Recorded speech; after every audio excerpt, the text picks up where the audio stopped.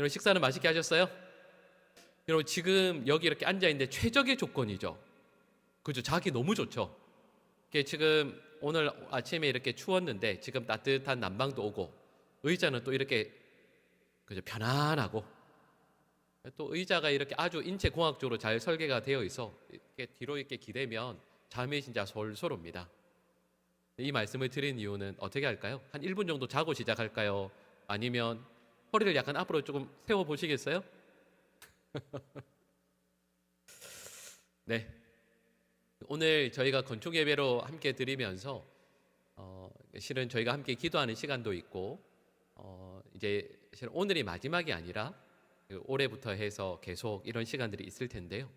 건축을 위해서 우리 모든 성도들이 함께 기도해 주시고 또 마음을 모아 주시고 또 서로 의견들이 오가는 가운데에서 저희 보광중앙교회도 건물뿐만 아니라 우리 교회 공동체도 아름답게 지어갈 수 있게 되기를 간절히 소망합니다.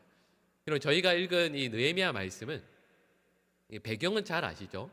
느헤미야가 아닥사스다 왕 그 시절에 술 맡은 관원장이었습니다. 근데 어느 날 예루살렘 성벽이 다 무너지고 불타고 회파되었다라는 소식을 듣습니다. 그리고 어떻게 하죠? 펑펑 웁니다. 통곡하며 울죠. 그냥 그 소식을 듣고 그냥 지나칠 수도 있을 텐데 느헤미야는 웁니다. 그리고 기도하죠. 하나님, 보낼 사람을 보내주셔서 저 성벽을 재건하게 해주십시오. 하나님의 자녀들, 하나님의 백성들이 예루살렘 성에서 살아야 되는데 하나님 이 일을 감당할 수 있는 사람을 보내어 주십시오라고 기도합니다. 그러다가 느헤미야가 그 자리로 오히려 나가게 되죠. 왕이 만류합니다. 왜냐하면 이 술 맡은 관원장이라는 이 그 직책 자체는 저희가 볼 때에는 왕 옆에 있는 그냥 술 따라주는 정도라고 할 수 있지만 여러분 술 맡은 관원장이라는 것은 지금으로 말하면 최고의 권력과 힘을 가진 그 당시의 정치권에서 실세를 할 수 있죠. 이 사람의 한마디, 좋게 하는 한마디로 인해서 누군가 어느 한 사람 아니면 한 가문 아니면 한 성까지도 그 운명 자체가 완전히 뒤바뀔 수 있습니다. 느헤미야는 그 당시에 엄청난 힘을 가진 실권자였습니다. 실세였죠. 근데 느헤미야는 그걸 내려놓습니다. 왕의 술 맡은 관원장이라는 세상의 모든 사람들이 부러워하는 그 직책을 기꺼이 포기하고 예루살렘 성으로 가서 그 성벽을 재건하는 일을 하게 됩니다. 그럼 만약에 느헤미야가 이런 생각 굳이 하지 않고요. 그냥 왕 옆에서 자기의 자리를 지키고 살았다라고 한다면 제가 장담컨대 느헤미야는 훨씬 더 편안한 삶을 그저 살았을 겁니다. 근데 편안하게 살았겠지만 그것으로 끝나는 인생을 살겠죠. 느헤미야가 그 직책을 내려놓고 예루살렘 성벽을 재건하기 위해서 예루살렘으로 떠나려고 했을 때 옆에 있는 모든 사람들이 다 혀를 끌끌 찼을 겁니다. 참, 느헤미야 똑똑한 줄 알았더니 그 사람 참 어리석구나. 아니 이렇게 누구나 원하는 그 자리를 내려놓고 권력의 실세인데 그걸 기꺼이 포기하고 그 힘 있는 자리를 놔두고 보잘것없는 곳에 가서 위험과 어려움을 감수하다니 참 어리석은 인생일세 했을 겁니다. 여러분 그런데요. 저희가 느헤미야 말씀을 대하면서 꼭 이걸 기억하셔야 합니다. 여러분 느헤미야 이 말씀을 보면 두 사람의 느헤미야가 나옵니다. 왕 옆에서 술 맡은 관원장으로 살아가는 느헤미야가 있는가 하면 모든 것을 포기하고 예루살렘으로 가서 하나님의 뜻에 순종하여 성벽을 재건하는 느헤미야도 있습니다. 같은 사람인 것 같지만 이 두 사람의 차이는 우리 그런 말 쓰잖아요. 천지 차이입니다. 정말 큰 차이가 있죠. 많은 사람들은 지금도 술 맡은 관원장으로 인생을 마칩니다. 하나님께서 분명히 기회와 능력과 여건을 허락해 주셨거든요. 그러니 이것으로 술 맡은 관원장으로 나의 삶을 그냥 마치는 사람이 많이 있습니다. 근데 또 반대로 분명히 그 자리가 있었음에도 불구하고 하나님께서 주신 그 기회들을 낭비하거나 포기하지 않고 하나님 앞에 나아가서 예루살렘 성벽을 재건하는 하나님의 뜻을 이루는 그 일에 자신의 삶을 헌신하는 분들이 있습니다. 여러분, 저는 이 느헤미야 말씀을 대하면서 우리 성도들 가운데에서 느헤미야와 같이 귀한 사명과 기회를 놓치지 않고 지혜롭고 용감한 주의 백성들이 많아질 수 있기를 축복합니다. 여러분 아시죠? 교회 안에 술 맡은 관원장이 느헤미야가 많이 있습니다. 나의 직위, 나의 가진 것, 나의 명예를 자랑하는 분들이 많이 있습니다. 근데 우리는 또 알고 있죠. 술 맡은 관원장인 느헤미야는 대단해 보이나 교회에서는, 하나님의 나라에서는 별로 소용이 없습니다. 하나님의 기대, 하나님의 뜻과는 상관없이 살 것이기 때문이죠. 근데 술 맡은 관원장이었는데 가진 모든 것들을 하나님을 위해 내어드리는 성벽 재건이라는 사명을 위해 인생을 거는 느헤미야가 있습니다. 여러분, 우리 모든 성도들이 성벽 재건을 위해서 나의 삶을 드리고 헌신하고 충성하는 그런 믿음의 사람들이 되기를 소망합니다. 이 말씀을 보면서 예루살렘 성벽이 결국에는 재건되죠. 느헤미야가 와서 결국에는 성벽을 재건합니다. 그런데 성벽을 재건했음에도 불구하고 예루살렘은 여전히 위험한 도시입니다. 그 주위에 있는 적들이 호시탐탐 이제 막 세워진 이 예루살렘을 침범하기 위해 애쓰고 있었거든요. 성벽은 세워졌지만 성 안은 폐허와 같았습니다. 제대로 된 삶을 살 수가 없죠. 그래서 사람들은 이 성벽 안에 살려고 하지 않습니다. 예루살렘 성 안에 살기보다는 오늘 본문 말씀의 내용을 또다시 떠올려 보면 거룩한 성 예루살렘이라고 되어 있지만 거룩한 성 예루살렘에 살기보다는 이전에 내가 만들어 놓은 삶의 처소에서 편안하게 살기를 모두가 바라고 있습니다. 그럼에도 불구하고 누군가는 예루살렘 성 안에 들어가서 살아야만 합니다.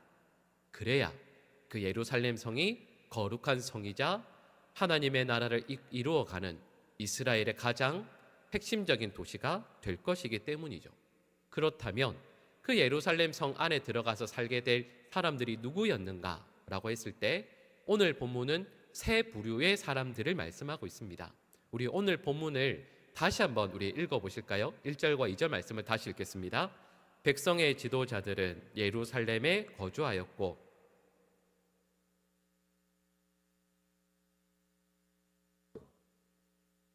그 10분의 9는 다른 성읍에 거주하게 하였으며 예루살렘에 거주하기를 자원하는 모든 자를 위하여 백성들이 복을 빌었느니라.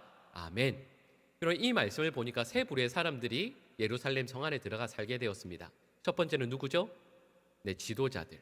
그리고 두 번째는 제비 뽑아서 뽑힌 10분의 1 되는 백성들입니다.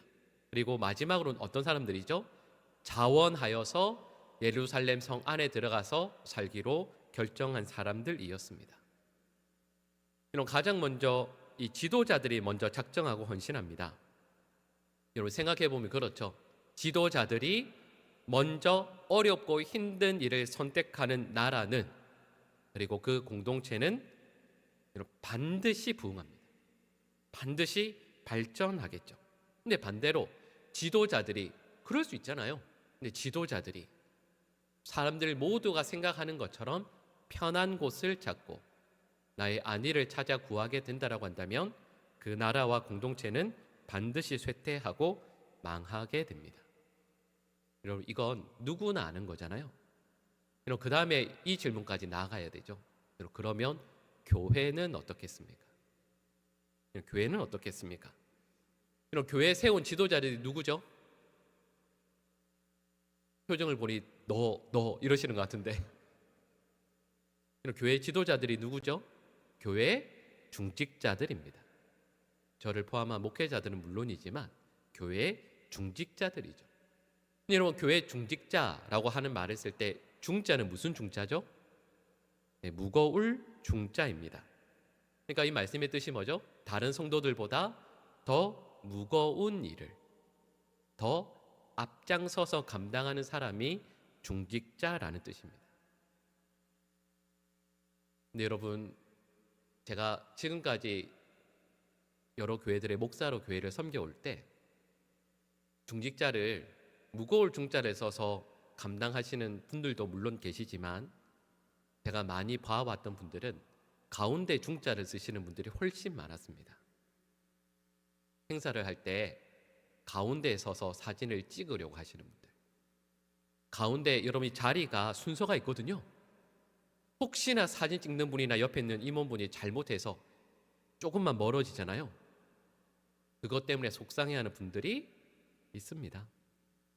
이건 상징적인 표현이고요. 중직자라고 했을 때 어떤 그 조직에 내가 가장 핵심 인물이고 내가 가장 칭찬받아야 되고 내가 인정받아야 된다라고 생각하는 이들이 실제로 많이 있습니다. 오늘 저희가 건축 예배라고 해서 이 자리에 모여서 함께 예배를 드립니다. 건축을 위해서 함께 기도하는 시간도 있을 것이고 또 건축 일정에 대한 내용들도 함께 정보를 공유합니다.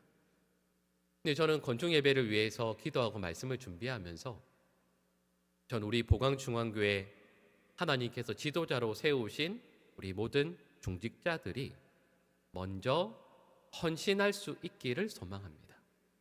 그래야 돼요. 이스라엘의 지도자들이 예루살렘 성 안에 살겠다라고 한 건 아주 중요한 결단입니다. 많은 것을 포기한 것이죠. 그 안에 살면서 어떤 일을 당할지 모릅니다. 어떤 불이익을 감수해야 될지 모르죠. 그럼에도 불구하고 이것이 하나님의 뜻임을 알기에 이들이 먼저 예루살렘 성을 채웁니다. 이 내용을 우리 교회에 적용해 보면 어떻게 말씀드릴 수 있을까요? 예루살렘 그 어렵고 힘든 성을 지도자들이 먼저 채웠다라는 이 내용이 지금 우리 교회로 적용하면 어떻게 말씀드릴 수 있겠습니까? 여러 가지로 말할 수 있죠. 여러분, 저는 기도하면서 이런 생각을 먼저 하게 되었습니다. 여러분, 저희는 지금 주중초소와 주일초소로 나누어서 예배 드리고 있습니다. 여기 오는 길이 이전보다 좀 더 힘들어지셨죠? 주중초소는 말할 것도 없습니다. 주차할 곳이 없어서 목회자인 제가 우리 성도분들께 주중초소로 오셔서 새벽 예배든 특세든 수요 예배든 금요 기도회든 아니면 어떤 기도 모임이든 오시도록 강권하는 것이 참 죄송하고 어렵습니다. 그리고 저는 성격상 강권하는 사람이 아닙니다. 그렇게 잘 못하죠. 그런데 여러분, 그 예배의 자리로 한번 오셔서 보시면 아실 겁니다. 수요 예배든 금요 기도회든 혹은 새벽 예배든 특세든 이분이 못 오실 것 같은데 오시는 장로님과 집사님과 권사님들이 그리고 성도들이 있습니다. 대중교통으로 주차할 곳이 없으니까 2시간, 3시간 가까이 걸려서 몇 번 갈아타고 오시는 어른도 있습니다. 몸이 아파서 나오실 수 없는데 저희 목회자들이 말리는데도 새벽에 자리를 지키시는 분도 있습니다. 그리고 그분들을 늘 뵐 때마다 이런 생각을 합니다. 여러분, 황폐해 있는 예루살렘 성을 채워야 할 가장 앞에 서야 할 분들은 다른 분들이 아닙니다. 바로 지도자들이고 교회의 중직자들입니다. 하나님께서 세우신 그리고 임직을 받으면서 하나님 앞에 여러 결단과 헌신의 찬송을 올려드렸던 기도를 올려드렸던 중직자들이 주일 예배는 물론이고 수요 기도회, 금요 기도회, 새벽 기도회와 특별 새벽 기도회의 자리를 지켜야 합니다. 말씀드렸던 것처럼 저는 그렇게 강권할 수 없지만 이것은 성경의 말씀입니다. 하나님께서 지도자로 세우신 이들이 그 세우신 공동체를 위하여 헌신하는 것은 선택사항이 아니고요, 의무사항이죠. 말씀드렸던 것처럼 그 지도자들이 예루살렘 성 안에 들어와 살게 되었을 때 가족들은 무슨 죄입니까? 하나님께서 세우셨다고 해서 그 지도자들이 앞으로 얼마나 어려움을 겪어야 하겠습니까? 하지만 이것이 마땅한 줄 깨달아 자원하여 지도자들이 그 일들을 감당할 때 여러분, 거룩한 성 예루살렘을 우리 함께 가꾸어 나가자고 지도자들이 백성들에게 말할 수 있게 되는 것이죠. 여러분, 저는 우리 교회 항존 직분자들이, 중직자들이 자원하여 주중 조소와 주일 조소를 가득 채울 수 있기를 소망합니다. 이럴 줄 알았습니다. 여러분, 진짜 정말 그러셔야 돼요. 여러분, 두 번째 내용입니다. 여러분, 이 말씀을 보면 기쁨으로 자원하는 백성들이 있었습니다. 기꺼이 희생해서 헌신하는 이들이 있었죠. 여러분, 말씀드렸던 것처럼 두 번째 부류의 사람들은 예루살렘 성에 들어와서 살려고 하지 않으니까요. 힘들고 어려우니까 백성들을 일부러 제비를 뽑습니다. 그래서 전체 백성들 가운데 10분의 1을 강제로 일부러 예루살렘 성에 살게 합니다. 그럼에도 불구하고 살 인구가 부족했죠. 근데 그때 자원하는 사람들이 있었습니다. 내 삶에 불편하고 어려운 점은 있으나 하나님의 거룩한 성 예루살렘에 살 것을 소망하면서 기꺼이 희생하고 헌신하는 분들이 있었습니다. 왜 그랬을까라고 했을 때 이렇게 말할 수 있죠. 그게 나름대로의 의무감일 수도 있고, 이전에 우리 조상들이 살았던 곳이니까 우리로 말하면 전통에 대한 준수정신, 이런 것이라고 말할 수도 있겠죠. 그런데 이들이 한 가지 믿고 소망한 것이 있습니다. 우리 시편 122편 6절 말씀 화면에 나오는데요. 같이 읽겠습니다. 예루살렘을 위하여 평안을 구하라.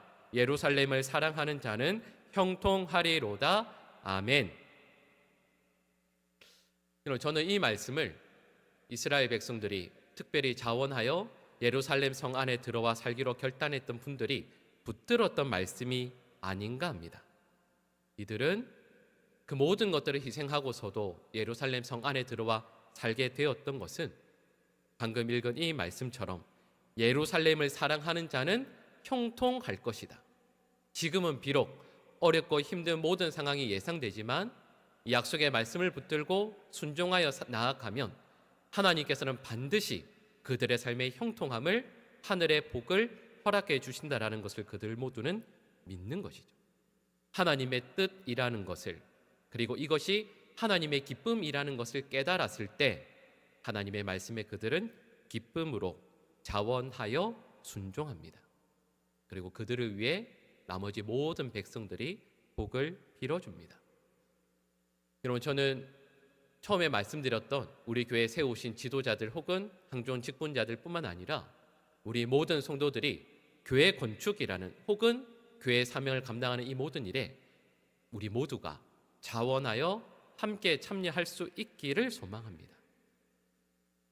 여기까지서도 이렇게 반응이 없으시면 어떡하죠? 우리 모두는 자원하여 함께 참여해야 합니다. 자발적으로 이 모든 것들이 하나님의 뜻임을 알기에, 하나님의 기쁨임을 알기에 우리는 헌신해야 하는 것이죠. 여기까지 말씀을 드리고 나서 제가 보광중앙교회 담임 목사로 우리 교회 성도들께 부탁드리고 싶은 것이 몇 가지 있습니다.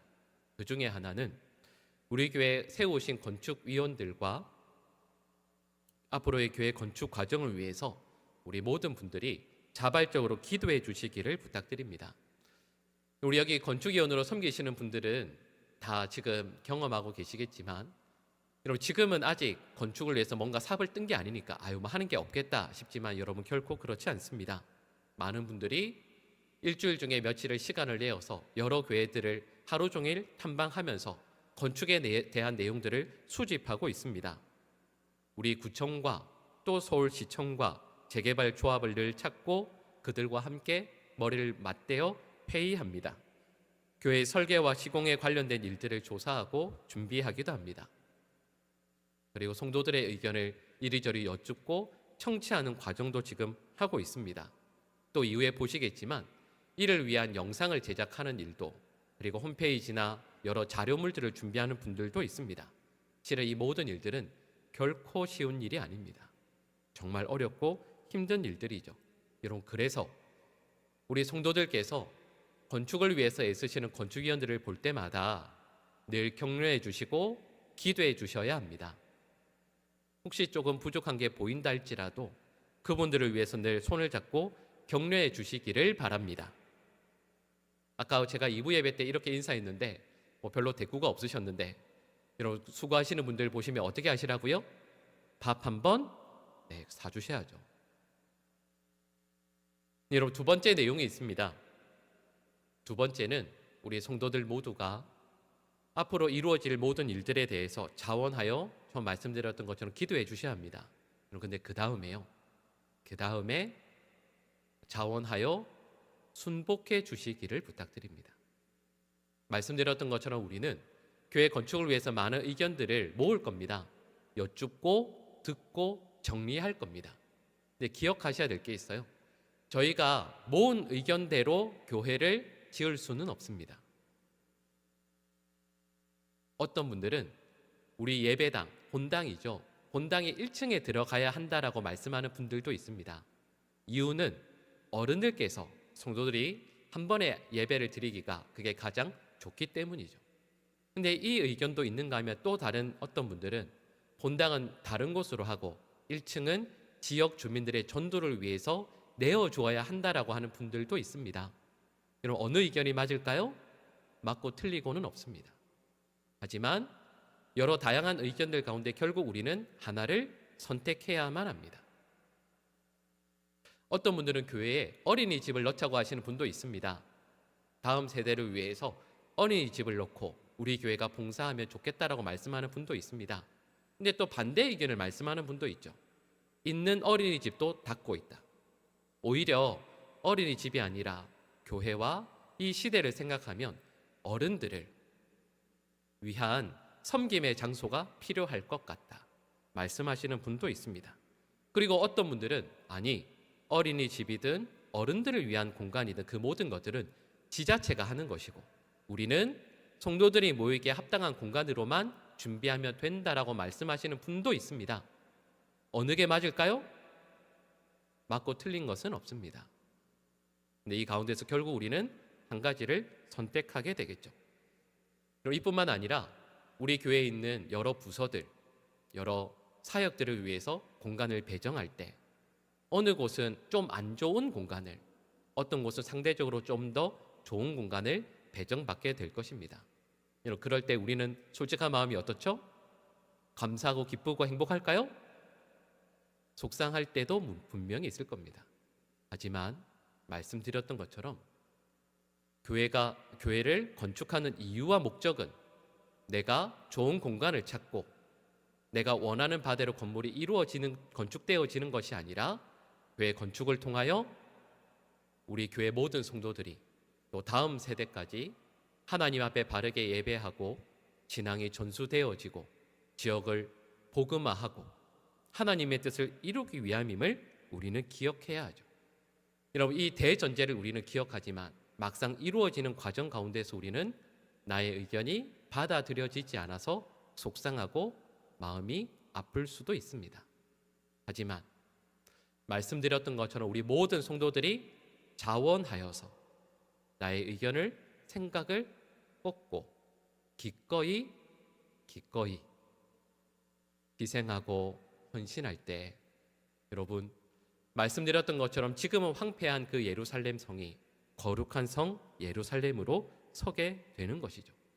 어떤 분들은 이렇게 말씀하실 겁니다. 질문하겠죠. 그리고 회의하면서 고민할 겁니다.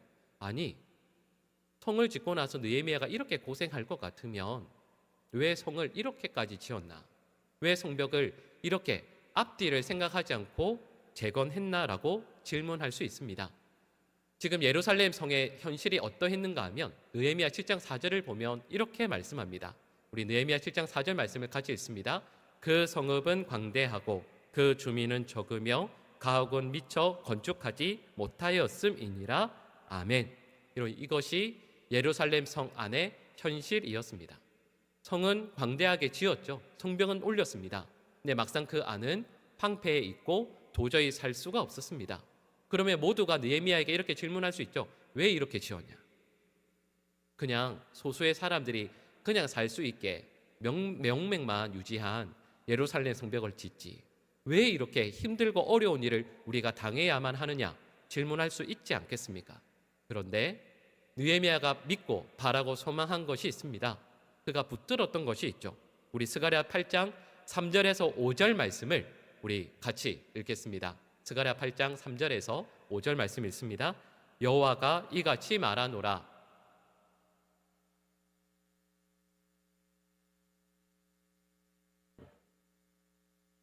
여호와의 산은 성산이라 일컫게 되리라. 만군의 여호와가 이같이 말하노라. 예루살렘 길거리에 늙은 남자들과 늙은 여자들이 다시 앉을 것이라. 다 나이가 많음으로 저마다 손에 지팡이를 잡을 것이요 그 성읍 거리에 소년과 소녀들이 가득하여 거기에서 뛰놀리라. 아멘. 여러분, 느헤미야는 지금 예루살렘 성벽을 보면 우리 이런 말 하잖아요. 답이 없습니다. 황폐해 있고 도저히 소망이 보이지 않습니다. 그런데 느헤미야는 무엇을 붙들죠? 하나님의 말씀을 붙듭니다. 하나님께서 약속해 주신 내용은 예루살렘 성이 지금은 파괴되었고 멸망한 것처럼 보이나 하나님께서 반드시 회복시켜 주실 것이다. 그 성 안에 나이가 많은 이들이 가득하게 될 것이다. 무슨 말씀이겠습니까? 사람들이 평안히 나이 들어가게 될 것이고 자녀들 후손들을 위해 두 손 들고 축복하는 복된 성읍이 될 것이다. 그리고 그 성읍에 어린아이들이 가득하게 될 것이다. 믿음이 대를 이어 전수될 것이고 하나님의 은혜와 평강을 진정으로 누리는 하나님의 거룩한 성이라 일컬음을 받게 되는 그날이 반드시 있게 될 것이라 말씀하셨거든요. 그러니 느헤미야는 이 약속의 말씀을 붙들고 예루살렘 성벽을 짓는 겁니다. 지금은 당장 거기에 살 사람이 지금 보이지도 않고 지금은 다 망한 것 같지만 어렵지만 그 자리를 채우는 것조차도 버겁지만 하나님께서 이 소망을 품게 하셨을 때 느헤미야는 온 힘을 다해 예루살렘 성벽을 재건하는 것이죠. 여러분, 이 말씀은 저희 모든 우리 보광중앙교회 성도들에게도 믿음과 소망의 이유가 되어야 할 것입니다. 여러분, 이 말씀을 제가 우리 함께 읽었을 때 여러분들께서 혹시 앉아서 교회를 크게 짓는다는 말씀인가? 여러분, 그런 뜻이 전혀 아닙니다. 여러분, 교회 규모를 어떻게 짓든 저희들은 이 교회를 그냥 세상의 어떤 건물처럼 지을 것이 아니라 하나님께서 기뻐하시고 하나님의 뜻이 이루어지는 아름다운 교회 공동체를 담을 수 있는 공간으로 우리는 지어 나가야 합니다. 여러분, 그러니 그 과정에서 누군가가 나의 자존심을 내세우거나 나의 의견을 고집하거나 할 것이 아니라 우리 모두가 함께 마음을 모아 이 교회 공동체를, 교회 건물을 지어 나가야 하지 않겠습니까? 여러분, 저 여러 번 말씀드렸던 것처럼 교회 건축을 앞두고 아마 우리 건축위원들도 그렇고요, 저도 그렇고 걱정도 되고 두렵기도 할 것입니다. 저는 노예 모임만 가면 많은 목사님들이 저의 손을 꼭 잡아주세요. 저희 노예 목사님들이 한 70여 분 정도, 담임 목사님 70여 분 되시는데 그냥 이렇게 지나가시다 제 앞에만 지나면 손을 꼭 잡아주십니다. 왜냐하면 목사님들 대부분이 교회 건축을 했든 적어도 교육관 정도는 꼭 한번 건축하신 분들이 있거든요. 손을 꼭 잡고 눈물이 글썽글썽 하시면서 정말로 그렇게 말씀해 주십니다. 여러분, 결코 쉽지 않겠죠. 여러분, 저만 그렇겠습니까? 우리 건축위원장님도 또 우리 보광중앙교회 항존 직분자들도 성도들도 교회 건축을 해나가는 과정은 결코 쉽지 않을 것입니다.